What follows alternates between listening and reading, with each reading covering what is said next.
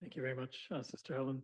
I began my comments yesterday by thanking you all for being here. Let me close also with an expression of gratitude, because whatever else we may or may not have accomplished today, we've certainly modeled and succeeded in embodying one of the goals that we had here, which is to engage in a sincere and open way our views and differences across many different horizons, to do our best to be critically self-aware of our own preconceptions and subject them to self-examination with one another. So thank you. Part of the goal of this panel was meant to circle back to initial ideas about Catholic social teaching and what we have heard, not simply on what we each brought into the room at the beginning, but how we've been affected by what we've heard. And therefore, my comments are necessarily somewhat improvised because they're responding to the moment, not prepared in advance.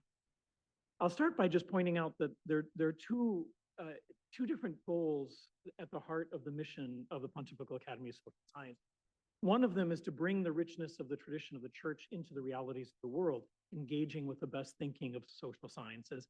But another one is to reflect on how the social teaching of the Church itself needs to develop and learn from the deepest and most sophisticated understandings that the social sciences can bring us. On the current conditions of the world and the problems and human needs they face. So it's always been the case that the development of Catholic social thought happens in relationship to reality, not simply as abstraction. And that second part of the mission is what I want to sort of frame my remarks here. There's so much to learn from what we've heard yesterday and today that I can't be exhausted, but under three brief headings, I just want to provoke some further reflections. This is more about posing questions than trying to answer things. I want to talk about the common good, about subsidiarity, and about human dignity.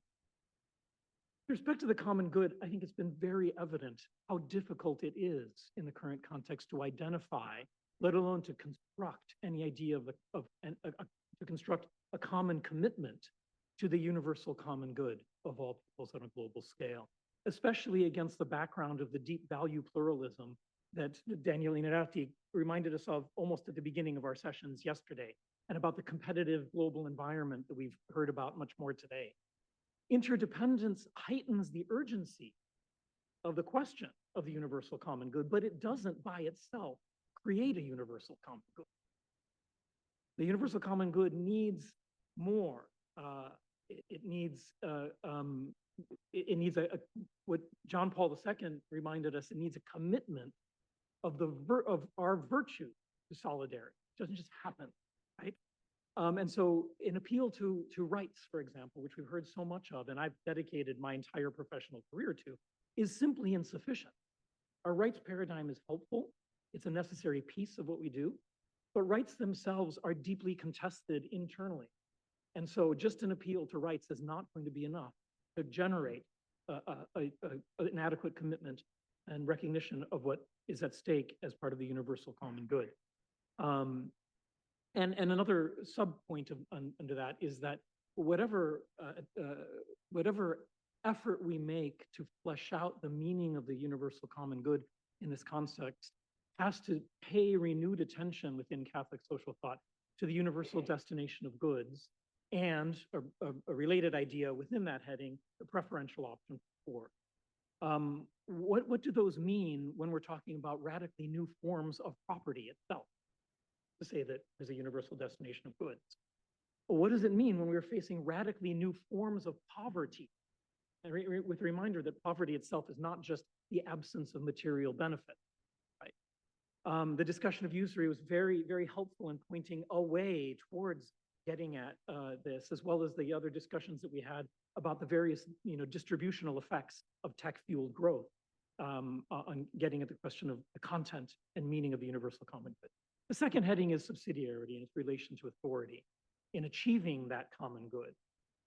The principle of subsidiarity, which we've heard about even just now so much, was developed in the context of a radically different distribution of power in society than we're witnessing today. It was much more hierarchical, much more concentric than what we currently witness. And that means we have to rethink exactly what subsidiarity means and how it might be applied in this context. We've rightly heard a great deal of concern about power yesterday, today. The power of the technology, as well as the power of the companies and those who control the technology, the power of wealth. And as much as, like Luca Belli, I'm a lawyer. I've spent my career training more lawyers. So I believe in the power and importance of law. But I'll be the first one to agree with him that law is not enough. That's been abundantly clear here. And by extension, the state and regulation are a necessary component of what we do, but not enough. It is going to be inadequate, in part because states themselves are part of the power structure that we need to be concerned about, especially in a world where the share of the human population that is living under authoritarian regimes is greater than it has ever been, and it has been increasing, not decreasing. So we need to think about subsidiarity in a deeper way, including, I would note in a special way, in contrast to the idea of sovereignty. From the beginning of the advent of sovereignty in the modern world and modern state, the church has been a skeptic of sovereignty. It was actually condemned in the 17th century as a demonic principle, literally. Okay? Now, we don't have to go that far. Sovereignty has its various benefits. It allows the creation of the state, and with the state, the rule of law, as Paul Nemitz reminded us of, and that's an incredibly great achievement in civilization. But sovereignty itself is an instrument, not an end. And subsidiarity is, in an important way, in tension with the idea of sovereignty as an absolute concept. Subsidiarity relies on the idea that there is a universal common good to be shared. And we devolve power, or we distribute power closest to the people that are affected by it as a way of realizing human dignity. And so the state itself, is a contingent historical form. It may not be the best form in order to address the radically new changes in power that we are facing today.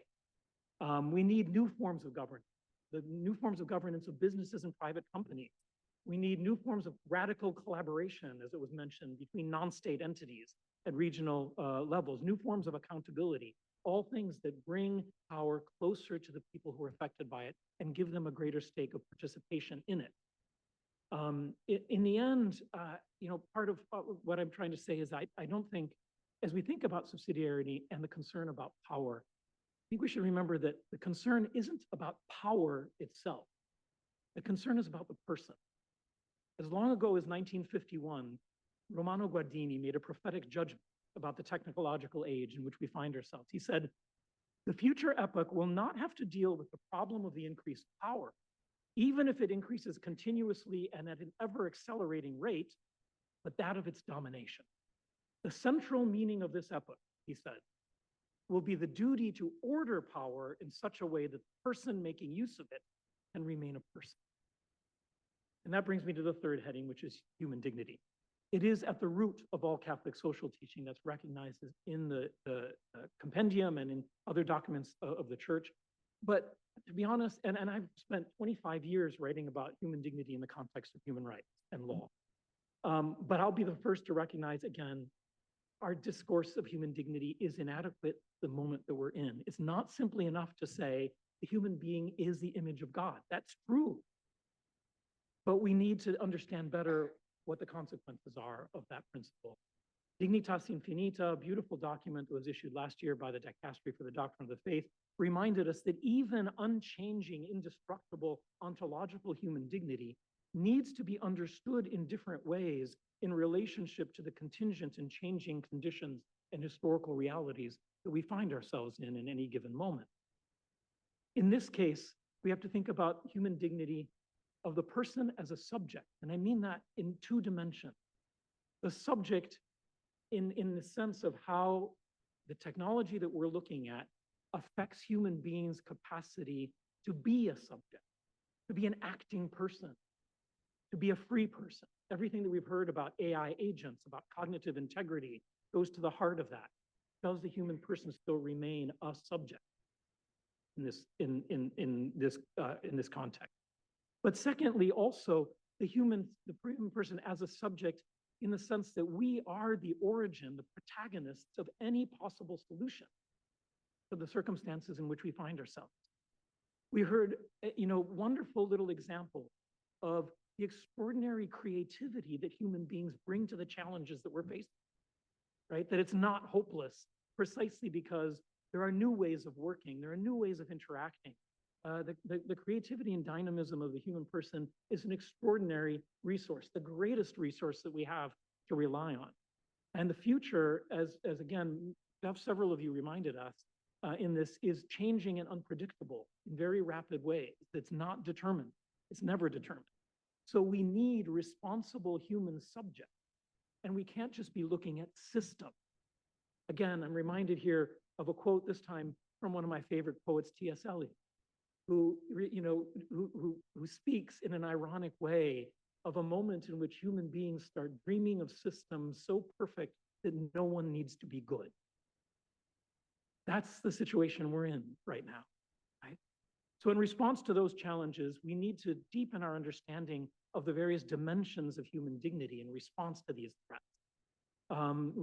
Much of the reflection that we heard is about the relationship between human dignity and tools. Tools are not neutral. They're never neutral. AI and algorithms, again, as various people, Mary Ellen and others remind us, are certainly not neutral in this case. But even more than that, we've heard ways in which the use of tools transforms the person, not simply when the tools are used in a nefarious way in order to manipulate the person, but even when they're being used in good ways, in constructive ways, they still affect the way that we perceive and relate to reality. As tool-using beings, that's part of our dignity, it does.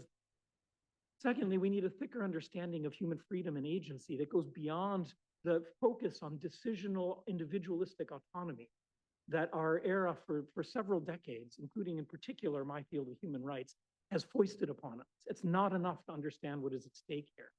It was very, I thought beautifully ironic but useful to have our Chinese Confucianist colleague remind us of the excesses of Cartesian thought in the moment that we're living, right? That's exactly right. What we need instead is a view of dignity that emphasizes that we're embodied, not the reductive dualism that technologists have foist on us, that we are in relationship. The algorithms of cooperation versus algorithms of isolation and conflict are good because they appeal to an essential element of what the dignity of the human person is. AI is affecting the way we relate to others. That was abundantly clear from start to finish in every session we had, in work, in education, in politics. And the answer to that is this appeal, which we heard from really interestingly different perspectives and starting points, to the human heart. The human heart not as the locus of sentimentality, right?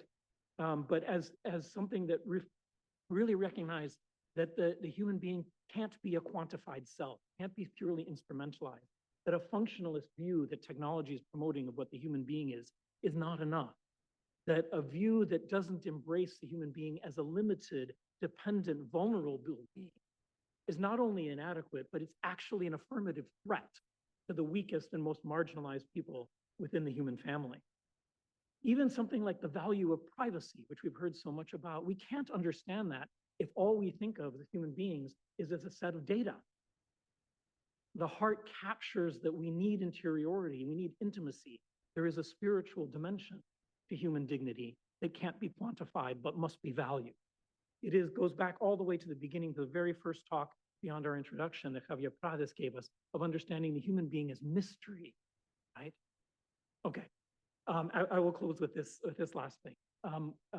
Jaren is the other person who referred to the heart. I wish you were here. You referred to the heart of the 100 people who are controlling the technology.